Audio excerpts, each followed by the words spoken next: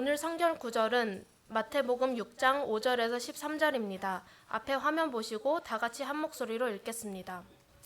너희는 기도할 때에 위선자들처럼 하지 말아라. 그들은 사람들에게 보이려고 회당과 큰 길 모퉁이에 서서 기도하기를 좋아한다. 내가 진정으로 너희에게 말한다. 그들은 자기네 상을 이미 다 받았다. 너는 기도할 때에 골방에 들어가 문을 닫고서 숨어서 계시는 내 아버지께 기도하여라. 그리하면 숨어서 보시는 너의 아버지께서 너에게 갚아주실 것이다. 너희는 기도할 때에 이방 사람들처럼 빈말을 되풀이하지 말아라. 그들은 말을 많이 하여야만 들어주시는 줄로 생각한다. 그러므로 그들은 본받지 말아라. 하나님 너희 아버지께서는 너희가 구하기 전에 너희에게 필요한 것이 무엇인지를 알고 계신다. 그러므로 너희는 이렇게 기도하여라. 하늘에 계신 우리 아버지, 그 이름을 거룩하게 하여 주시며 그 나라를 오게 하여 주시며 그 뜻을 하늘에서 이루심 같이 땅에서도 이루어 주십시오. 오늘 우리에게 필요한 양식을 내려주시고 우리가 우리에게 죄 지은 사람을 용서하여 준 것 같이 우리의 죄를 용서하여 주시고 우리를 시험에 들게 하지 않으시고 악에서 구하여 주십시오.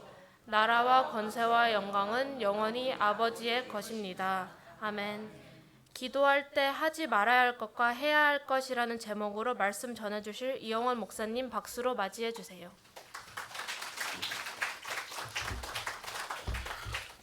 감사합니다. 제가 지난 몇 주 전부터 말씀을 전하는 기회에 예수님의 산상보훈을 살펴보고 있습니다. 지난 두 번은 마태복음 5장의 교훈들을 살펴보았는데요.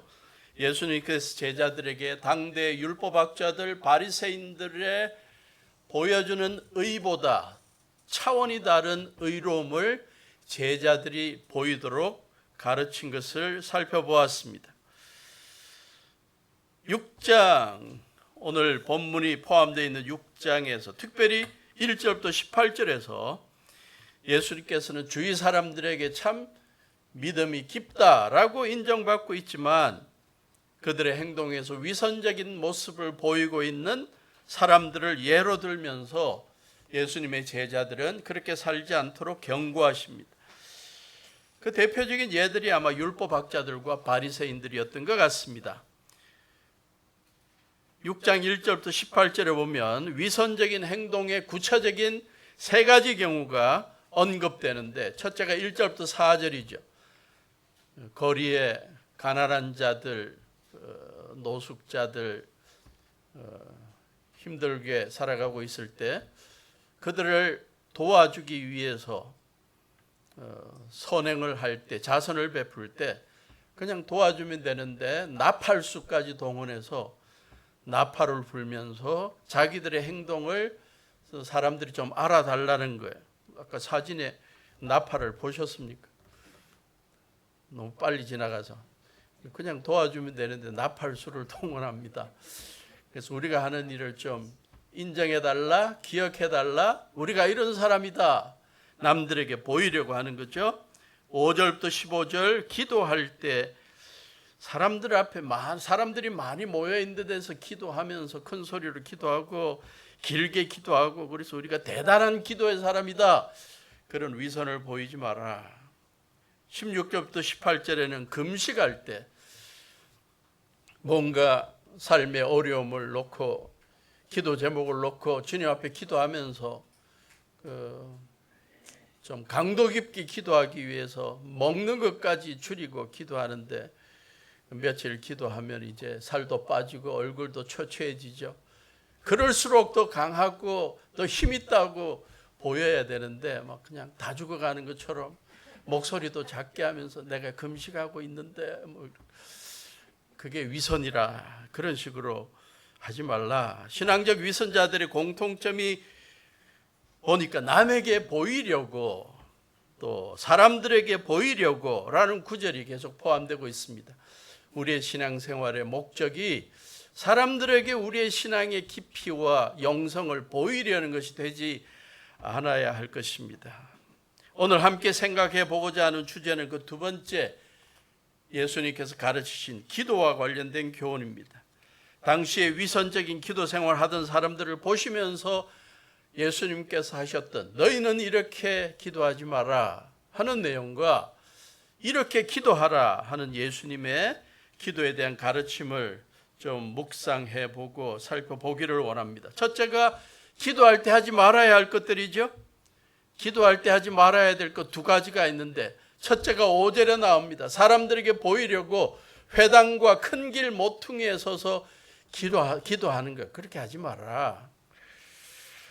자신이 기도 많이 하고 있고 자신이 기도의 사람인 것을 드러내기 위해서 사람들 많은 곳만 찾아다니는 거예요.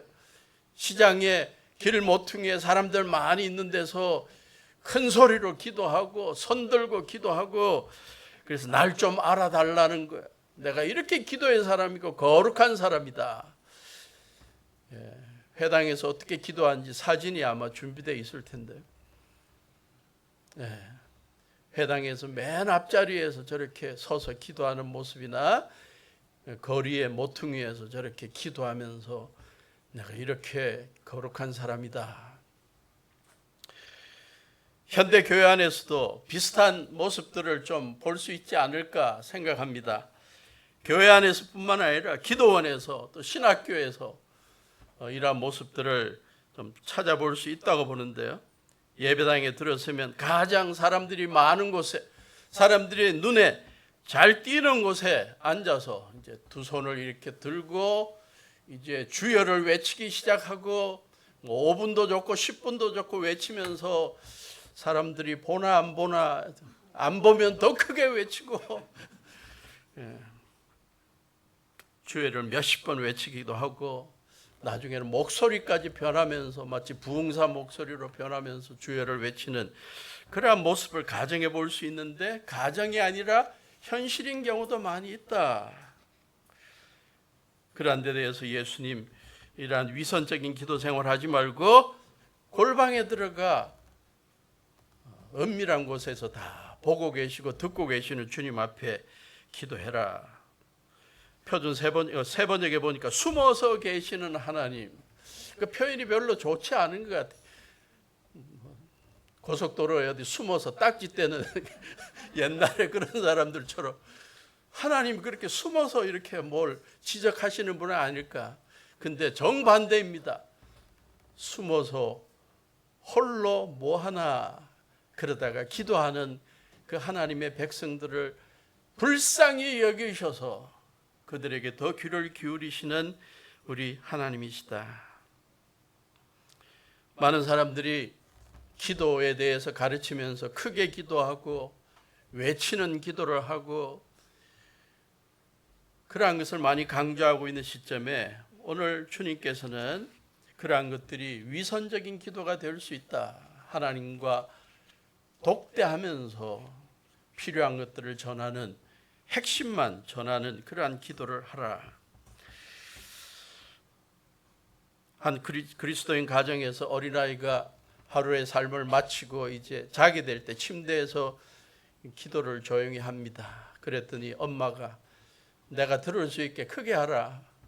그랬더니 그 어린아이가 기도의 핵심을 바로 집어서 이야기해 줬습니다. 엄마한테 하는 이야기가 아니야. 그러니까 크게 할 필요가 없다는 거예요.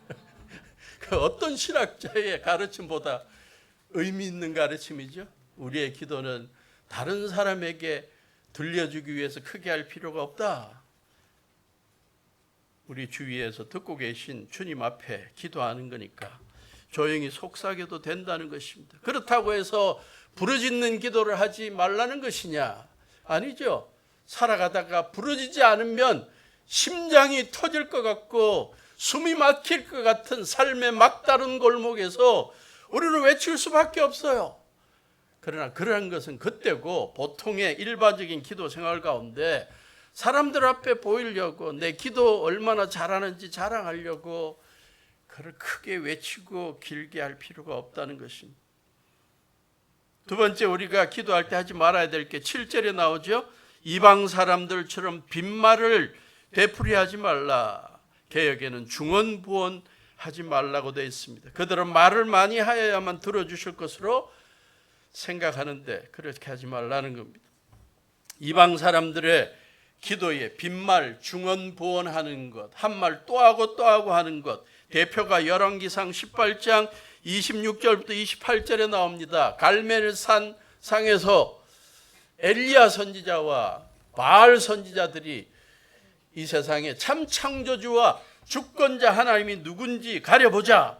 그래서 자기의 신들에게 응답하도록 지금 제단에 제물을 놓고 기도하는데 바알의 선지자들이 어떻게 외쳤다고요? 아침부터 한낮이 될 때까지 몇 시간을 계속 외친 게 똑같은 말을 외쳤습니다.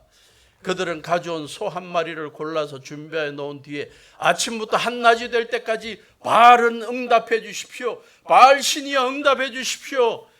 계속 그 말만 중언부언했다는 거예요. 그러나 응답은커녕 아무런 소리도 없었다. 그러니까 두 번째 단계로 예언자들이 제단 위를 주위를 돌면서 춤추면서 외쳤다. 이어지는 9절. 한낮이 되니 엘리야가 그들을 조롱하면서 말하였다. 더 큰 소리로 불러보시오. 바알이 신이니까 다른 볼일을 보고 있을지 아니면 용변을 보고 있을지 아니면 멀리 여행을 떠났을지 그것도 아니면 자고 있으므로 깨워야 할지 모르지 않소. 그들은 더 큰 소리로 부르짖으면서 그들의 예배 관습에 따라 칼과 창으로 피가 흐르도록 자기 몸을 찌르면서 외쳤다. 그러나 응답이 없었다. 사도행전 19장 35절에 에베소에서 사도 바울이 복음을 전하다가 어려움을 당했을 때 2시간 동안 에베소 사람들이 아데미 여신은 위대하다라고 외쳤다고 말합니다. 이게 이방인들의 중언부언하는 되풀이하는 기도입니다. 이방인들만 이렇게 똑같은 말을 반복하면서 긴 시간 동안 기도한 것이 아닙니다. 유대인들도 이러한 전통을 많이 지켜왔습니다. 바클레이라는 신학자의 글에 의하면 레비라는 유명한 랍비가 있는데 그의 글은 기도에 대해 가르치면서 이렇게 이야기합니다. 오래 기도하는 자는 응답받는다. 의인들이 그들의 기도를 오래 할 때마다 그 기도는 들린다.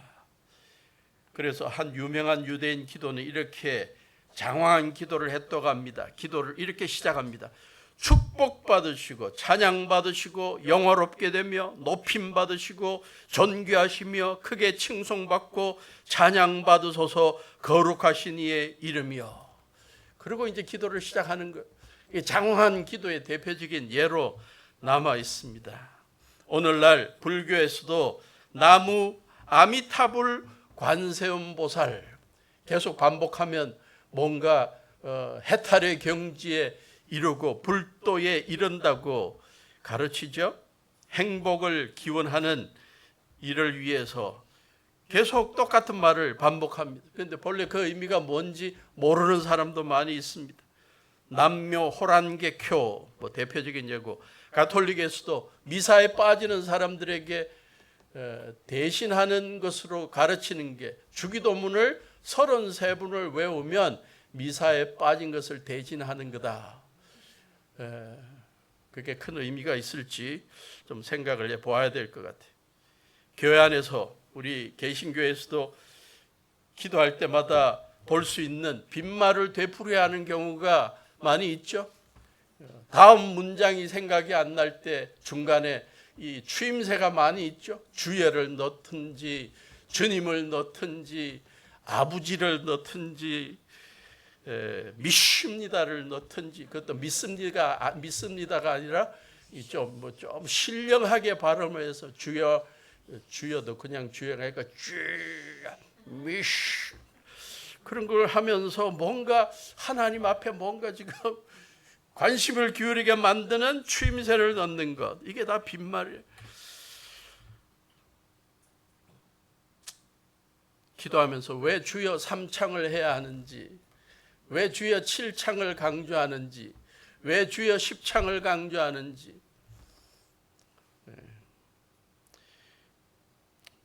나름대로 삶의 어려움 가운데 아무도 없는 데서 주님을 외쳐야 할 때도 있겠죠. 눈물 콧물 범벅되면서 주님의 도우심을 간구해야 될 때도 있겠지만, 사람들이 보는 대중 예배에서 이러한 것들을 가르치고 또 실행하는 것은 어떤 면으로 빈말을 되풀이하는 것으로 볼 수 있을 것 같습니다. 긴 기도,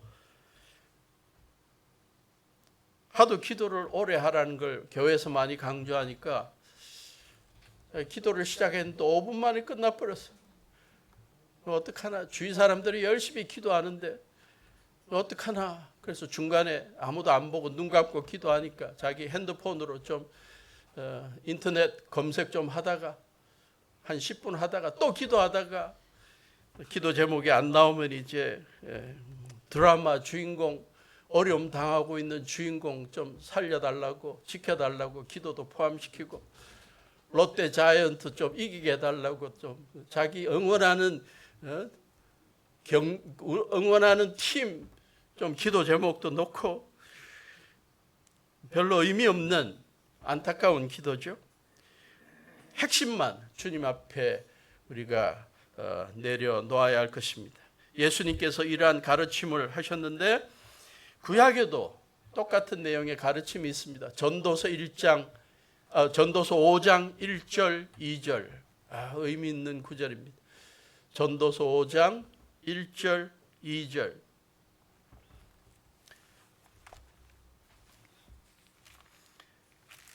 전도서 5장 1절 2절입니다. 하나님의 집으로 갈 때에 발걸음을 조심하여라. 나와 있네요. 하나님의 집으로 갈 때 발걸음을 조심하여라. 어리석은 사람은 악한 일을 하면서도 깨닫지 못하고 재물이나 바치면 되는 줄 알지만 그보다는 말씀을 들으러 갈 일이다. 2절 같이 읽습니다. 시작. 하나님 앞에서 말을 꺼낼 때 함부로 입을 열지 말아라. 마음을 조급하게 가져서도 안 된다. 하나님은 하늘에 계시고 너는 땅 위에 있으니 말을 많이 하지 않도록 하여라. 우리가 하늘 앞에 기도할 때 중언부언하고 그럴 필요가 없다. 그래서는 안 된다는 것을 가르치고 있죠. 영국의 침례교 목사님으로서 최고의 설교자였던 스펄전 목사님, 그리스도인의 기도는 길이가 아니라 무게로 측정됩니다. 가장 강력한 기도들 가운데 많은 것은 짧지만 강한 기도였습니다. 성경의 그 대표가 야베스의 기도죠. 역대상 4장 10절.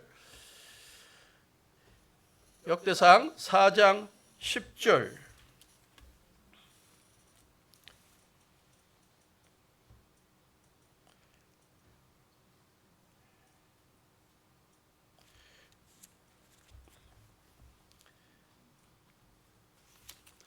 역대상 4장 10절에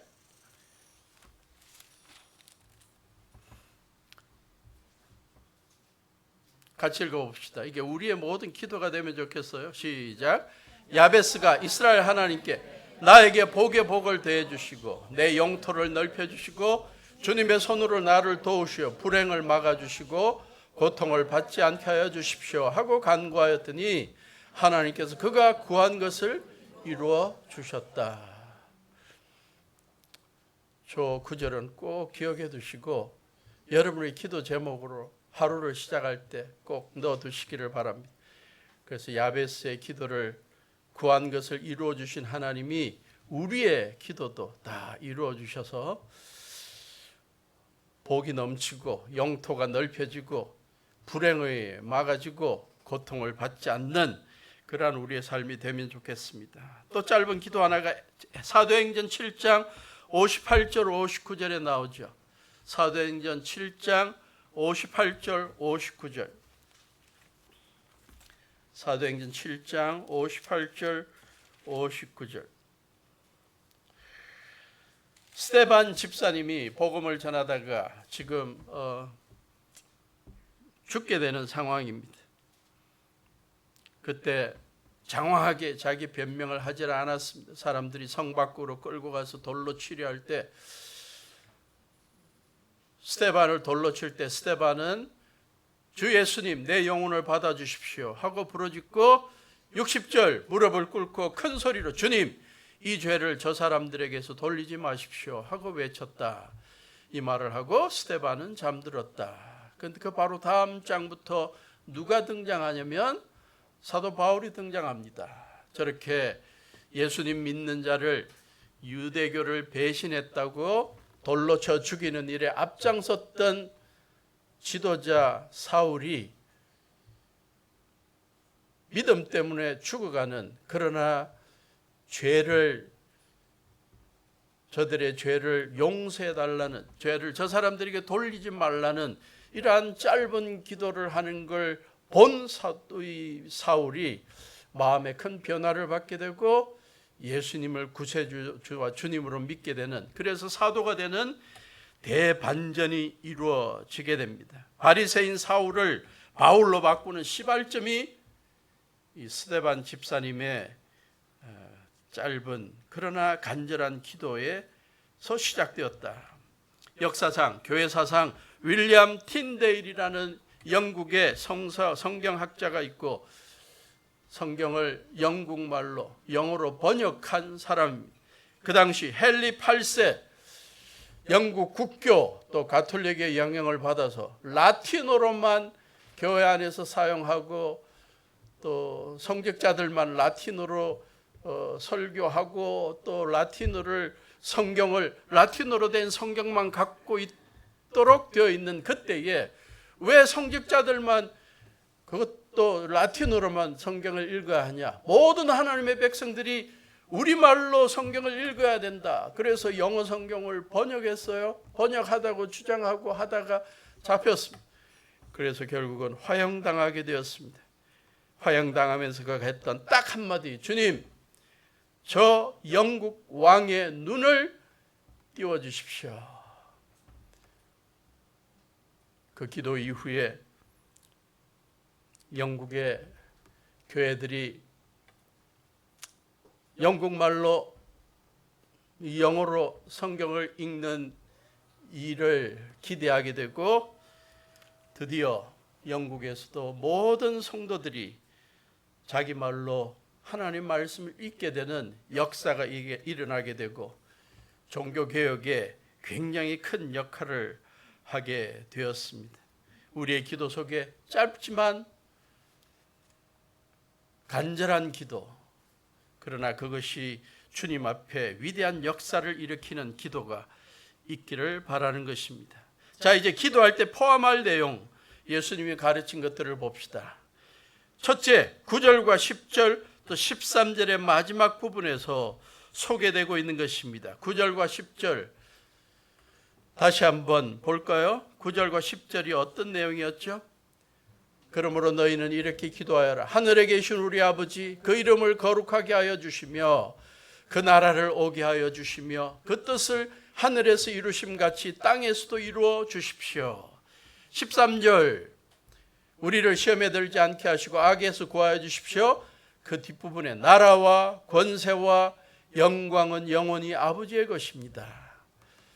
많은 분들이 주기도문을 주석하고 풀이해 나갈 때 이러한 것은 단순히 하나님을 높여주는 찬양 부분이다.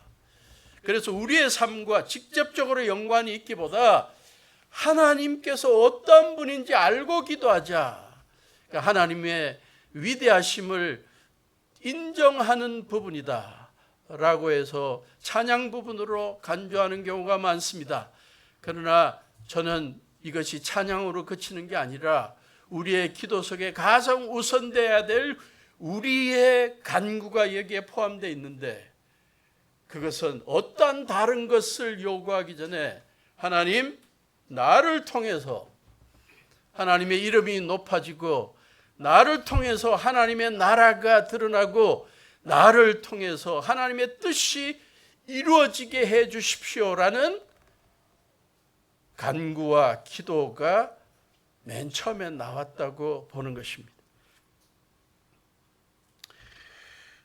우리는 기도할 때 우리가 직면하고 있는 삶의 문제들이 너무나 많고 아픔들이 너무나 심해서 우리의 문제들을 해결해 달라는 기도가 먼저 되는 경우가 많습니다. 그러나 우리 주님은 기도란 먼저 우리의 어려움을 하나님 앞에 내어놓기 전에 하나님 생각부터 하라. 하나님의 나라와 하나님의 뜻에 대해 먼저 생각하라고 가르치고 있습니다. 그리고 그 일에 내가 어떻게 기여할 것인지 나를 사용해 달라는 간구가 포함되기를 원하시는 것입니다. 미국의 주석학자 가운데 데이비드 구직이라는 주석학자가 있는데 Enduring World Bible Commentary, 이분이 인터넷에서 주석을 지금 창세기부터 다 만들었어요. 거기에 마태복음 6장 9절과 10절에서 이렇게 설명합니다. 사람들은 하나님께서 왜 우리가 그분의 뜻이 이루어지기를 기도하기를 원하시는지 궁금할 수 있습니다. 마치 하나님께서 스스로 이루실 수 없기라도 한 것처럼 말입니다.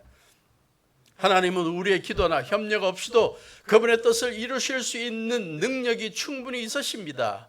그럼에도 불구하고 하나님께서는 우리의 기도와 마음과 행동의 참여를 초대하셔서 하늘에서와 같이 땅에서도 그분의 뜻이 이루어지도록 하십니다. 그래서 이 6장 9절 10절의 기도는 이 기도를 하면서 우리가 하나님의 이름을 높이고 우리가 하나님의 나라, 하나님의 통치가 이루어지도록 하고 우리가 하나님의 뜻을 이루어가는 일에 어떻게 참여할 수 있는지 우리를 사용해 주십시오 라고 기도하는 것이라고 볼 수 있는 것입니다. 영어 성경 Contemporary English Version에서 그러한 것들을 잘 설명하고 있습니다. Our Father in heaven, help us to honor your name. 하늘의 아버지, 당신의 이름을 영화롭게 하는 일을 위해 우리를 도와주십시오. 우리가 주님을 위해 주님의 이름을 높이고 주님의 통치가 이 땅에 실현되고 주님의 뜻이 이 땅에서 실현되는 일에 참여할 테니까 도와주십시오. 우리의 기도가 될 수 있기를 바랍니다. 이러한 기도는 우리의 삶이 매일 어때야 될지, 우리의 삶의 목적과 구체적인 행동이 어떻게 해야 될지 일깨워주는 힘이 있다고 믿습니다. 그러므로 하루를 시작할 때마다 우리의 기도 속에 이 기도를 꼭 포함시킵시다. 하나님, 오늘 하루도 하나님의 이름을 높이는 저가 되게 해주십시오. 오늘 하루도 제 삶을 통해 하나님의 통치가 이루어지게 하시고 하나님의 뜻이 저를 통해서 제가 가는 곳곳마다 이루어지게 해 주십시오. 그렇게 기도하고 시작하면 하루를 허투루게 사용하지 않을 것이라고 믿습니다. 두 번째, 우리의 기도 속에 포함시켜야 될 내용이 있죠. 11절입니다. 우리가 잘 알고 있는 9절, 11절. 바로 일용할 양식을 위한 기도죠.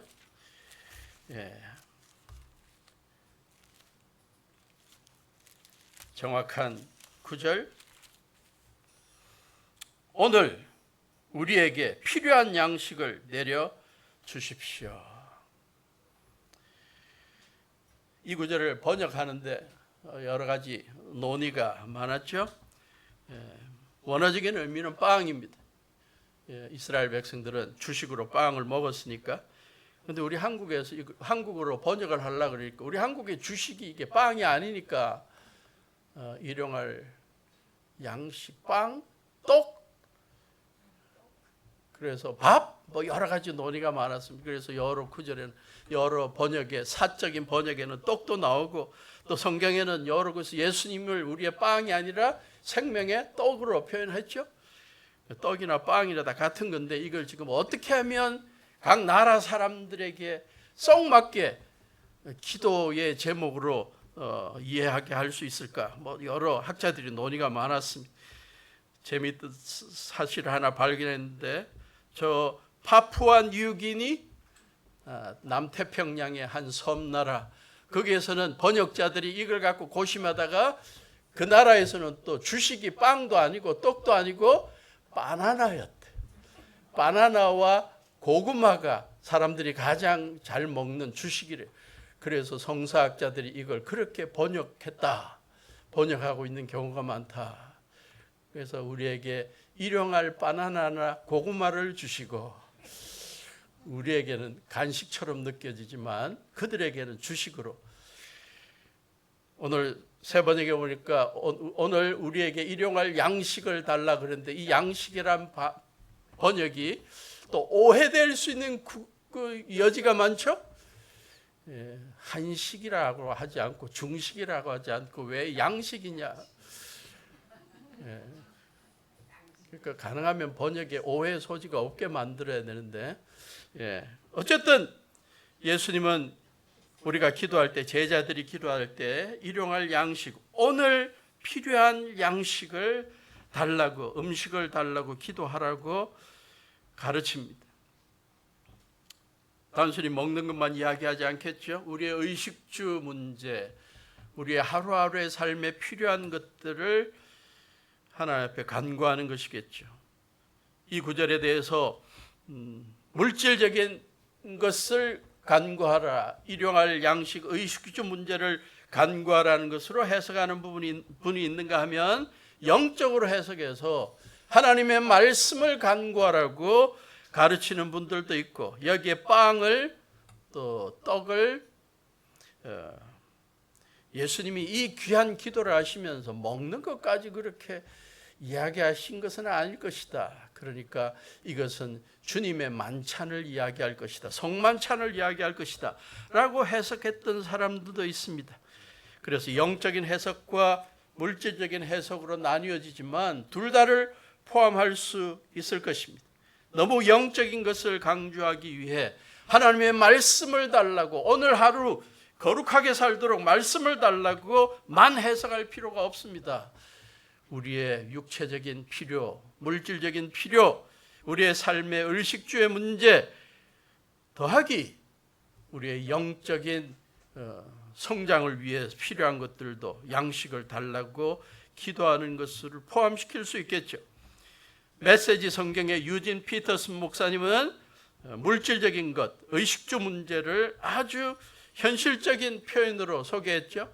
하루 세 끼 양식을 주셔서 우리를 살게 해 주십시오. 이러한 기도도 포함시켜라. 그래서 우리가 하루하루 살아가며 일용할 양식을 얻는 게 우리의 능력 때문이 아니고 우리의 지혜 때문이 아니다. 하나님께서 우리의 매일의 필요를 채워주신 것이라는 겸손한 깨달음을 가져라 라고 가르치는 것으로 강조합니다. 1529년에 마르틴 루터가 일용할 양식이 무엇인지에 대해서 설명했죠. 일용할 양식이란 무엇을 뜻합니까? 음식도 포함되고 음료도 포함되고 옷, 신발, 집, 마당, 밭, 가축, 돈, 재산과 같이 우리의 몸에 영양을 공급하고 필요를 충족시키는 모든 것, 그 다음에 인간관계 속에 경건한 배우자, 경건한 자녀, 경건한 종업원, 경건하고 신실한 통치자, 좋은 정부, 평화, 건강, 훈련, 존경, 좋은 친구, 신실한 이웃, 이와 같은 걸 다 포함할 수 있습니다.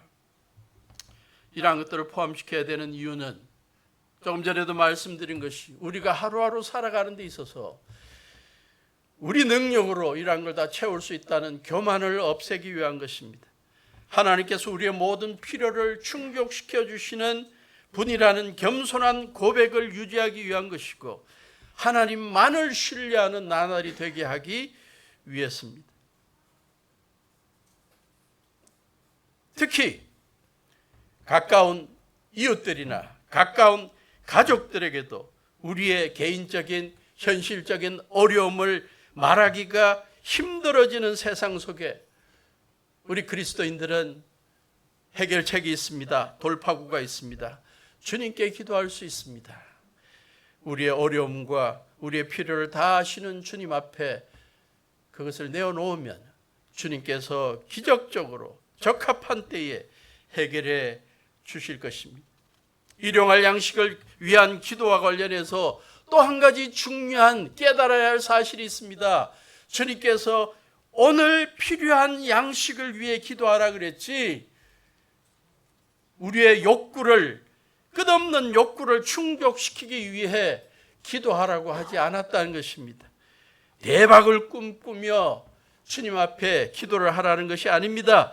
매일 진수성찬이 펼쳐지는 부패를 꿈꾸며 주님 앞에 양식을 달라고 기도하라는 것이 아닙니다.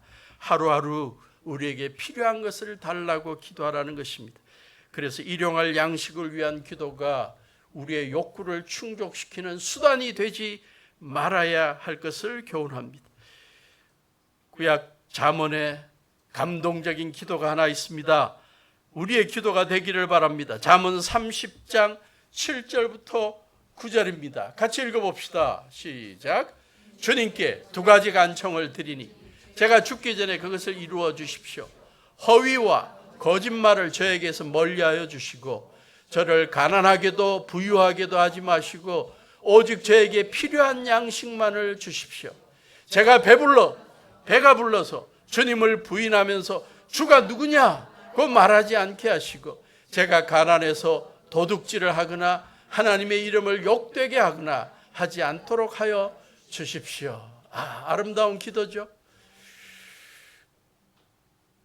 우리에게 그 어느 누구도 배가 불러서 주님 부인하면서 주님이 누군데? 라고 말하는 자가 없기를 바라고, 너무 가난해서 도둑질하고 하나님의 이름을 욕되게 하는 사람이 없기를 바랍니다. 그러기 위해서 매일 이렇게 기도합시다. 저를 가난하게도 부유하게도 하지 마시고 오직 저에게 필요한 양식만을 주십시오. 참 귀한 구절입니다. 세 번째, 우리가 기도할 때 포함시켜야 될 내용이 있습니다. 12절입니다. 12절, 우리가 우리에게 죄 지은 사람을 용서해 준 것 같이 우리의 죄를 용서하여 주시고. 주기도문 잘 해나가다가 막히는 구절이죠.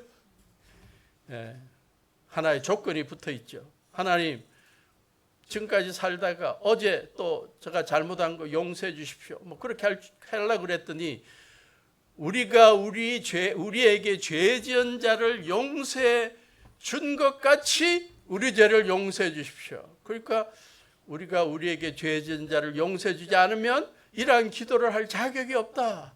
이제 찔리기 시작하는 거죠. 기도의 진도가 안 나가는 거죠. 그러나 주님께서 이 기도를 포함시킨 이유가 있습니다. 그만큼 우리가 하루하루 살아가면서 사람들 너그럽게 용서하고 또 우리가 또 실수한 것을 용서를 받고 그렇게 살아가는 게 인생살이다. 인생에 너무나 중요하다는 사실을 가르쳐 주는 것입니다. 이 구절의 여러 사본들에 보면 죄 지은 사람을 용서한 것 같이 우리 죄를 용서하소서라는 구절이 빚이라고 나와 있습니다. 그래서 우리가 우리에게 빚진 사람의 빚을 없애준 것 같이 주님, 우리의 빚을 없애주십시오. 우리가 하나님 앞에 진 빚을 없애주십시오. 어떻게 보면 죄를 짓는 것이 하나님 앞에 빚을 지는 것으로 이해될 수 있지만 사람들과의 관계에서는 실제로 재물적인 빚을 갚아주는 것으로 이해될 수 있죠. 이 구절에 너무나 감동을 받은 미국의 한 기독교인 변호사가 자기에게 변호를 부탁해 놓고 수임료를 안 낸 사람들이 많은데 이 구절에 감동을 받아서 나도 이 말씀 실천해야 되겠다. 그래서 6개월 동안 6개월 이상 자기에게 수임료를 안 내고 빚진 사람들을 찾아보니까 17명이 되더래요. 그래서 17명에게 편지를 썼습니다. 그래서 당신들의 빚을 내가 다 탕감해 주겠소. 감동적이죠. 그래서 다 편지를 보냈는데 안타깝게도 그 편지가 다 수신자 수취 거부. 그래서 다 그대로 돌아왔대. 다들 빚 독촉하는 줄 알고 열어보지도 않고 다 거부했다는 거예요. 너무 안타까운 현실입니다. 어쨌든 우리 모두는 서로 용서해주고 용서받고 살아야 하는 존재라는 걸 주님께서 강조합니다.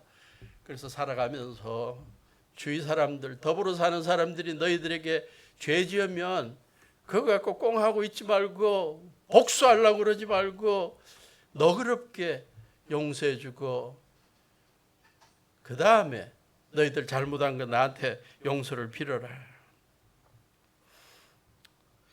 우리 모두 용서해주고 용서받아야 할 존재다라는 것을 일깨워주는 해밍웨이의 단편 소설이 하나 있죠.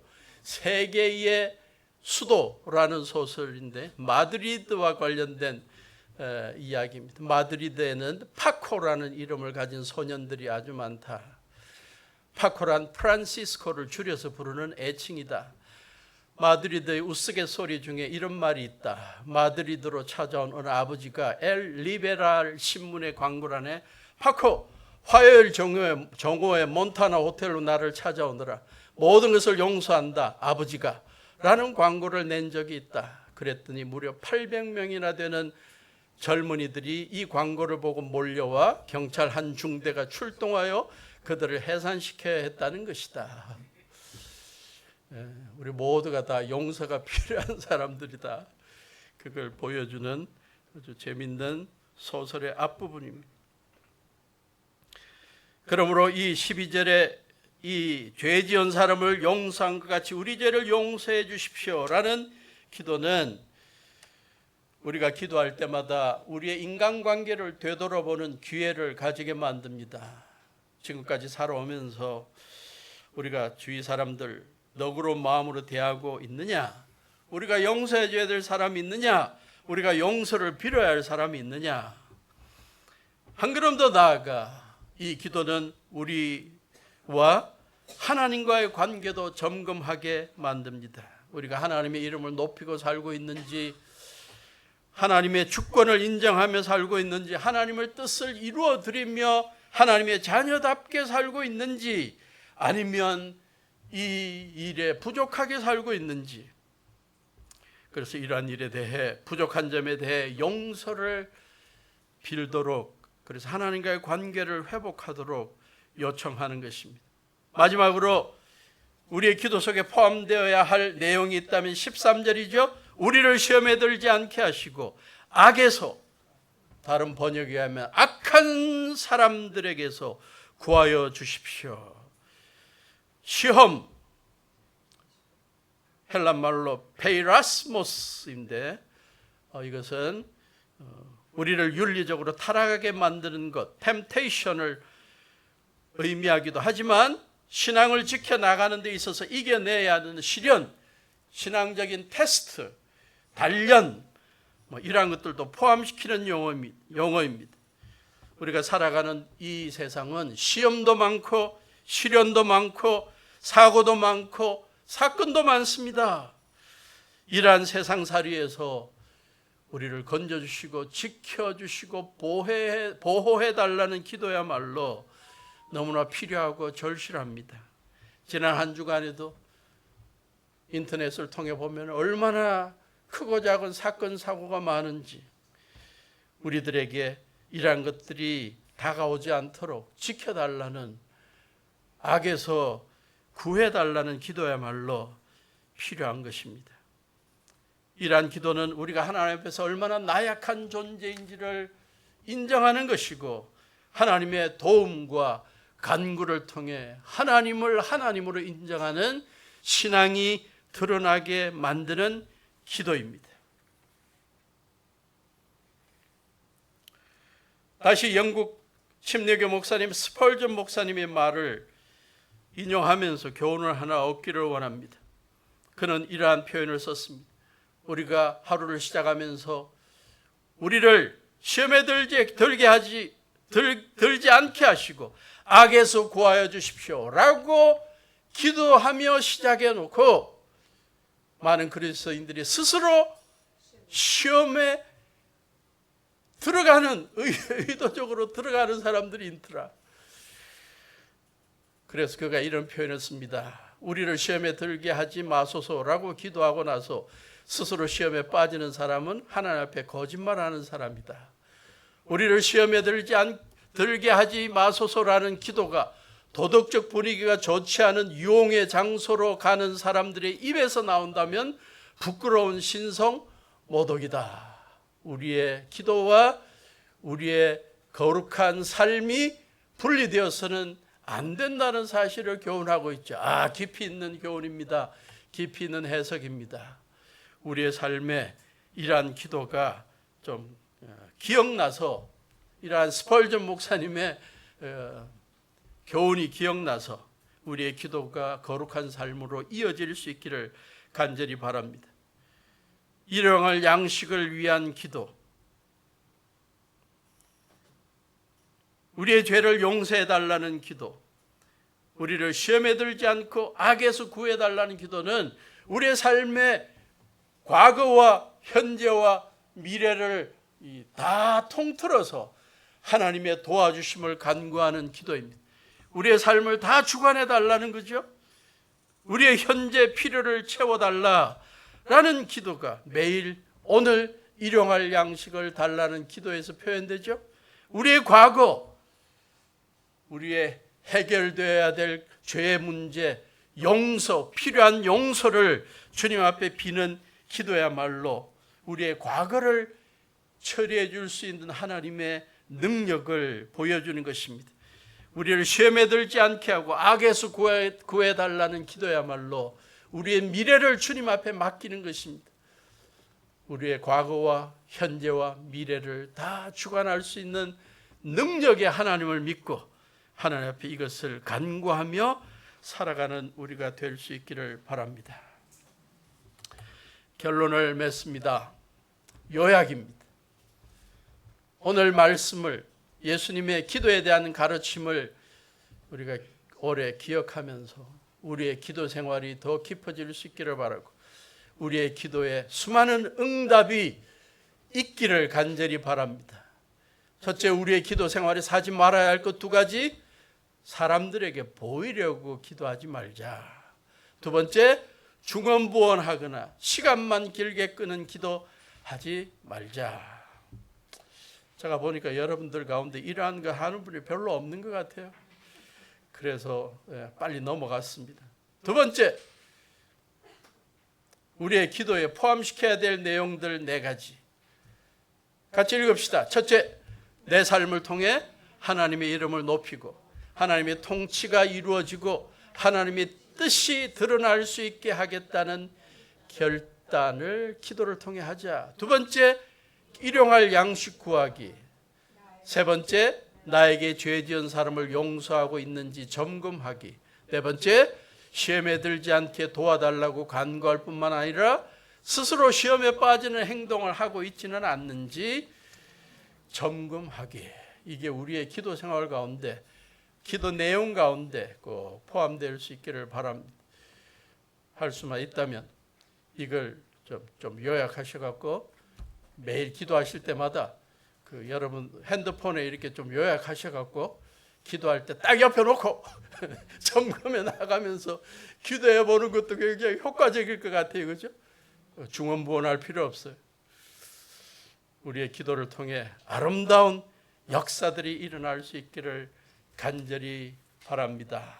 이 말씀 생각하면서 주기도문 찬양 같이 부르겠습니다. 일어서셔서 주님 앞에 물질 드리면서 헌금 드리면서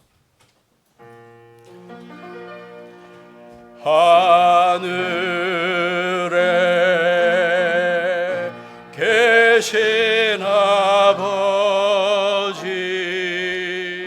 이름 거룩하사 주님 나라 임하시고 뜻이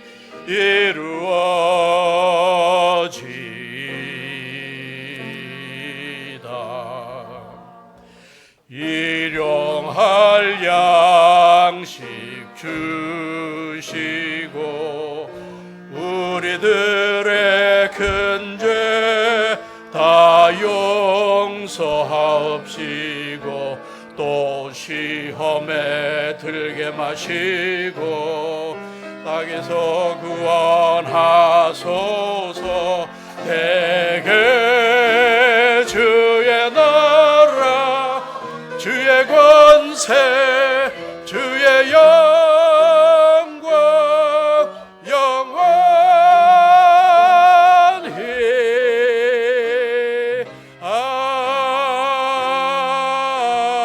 아멘.